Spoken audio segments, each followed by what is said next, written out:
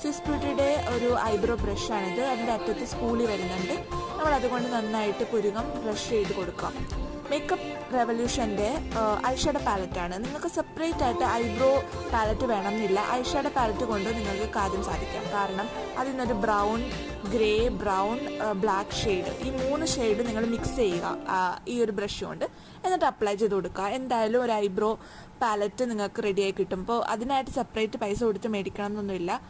Eyeshadow പാലറ്റിൽ നിന്നുള്ള ഈ ഒരു ബ്രൗൺ, ഗ്രേ, ബ്ലാക്ക് ഷെയ്ഡ്, ഈ 3 ഷെയ്ഡും നിങ്ങൾ അപ്ലൈ ചെയ്യാൻ നോക്കണം. നമ്മുടെ ഇന്ത്യൻ സ്കിൻ ടോണിൽ പിരികത്തിലുള്ള ഒരു മെയിൻ 3 കളേഴ്സാണിത്. സോ നന്നായിട്ട് സ്പൂളി കൊണ്ട് ബ്രഷ് ചെയ്തിട്ട് അപ്ലൈ ചെയ്ത് കൊടുക്കുക. വേറൊരു ടിപ്പാണ്, നമ്മൾ ബ്രഷ് ചെയ്ത് താഴോട്ട് പിരികത്തിന് ബ്രഷ് ചെയ്ത് ആക്കിയിട്ട് ആ ഒരു ഗ്യാപ്പ് ഫില്ല് ചെയ്ത് കൊടുക്കുക. അപ്പോൾ നല്ല പെർഫെക്ഷൻ വരും.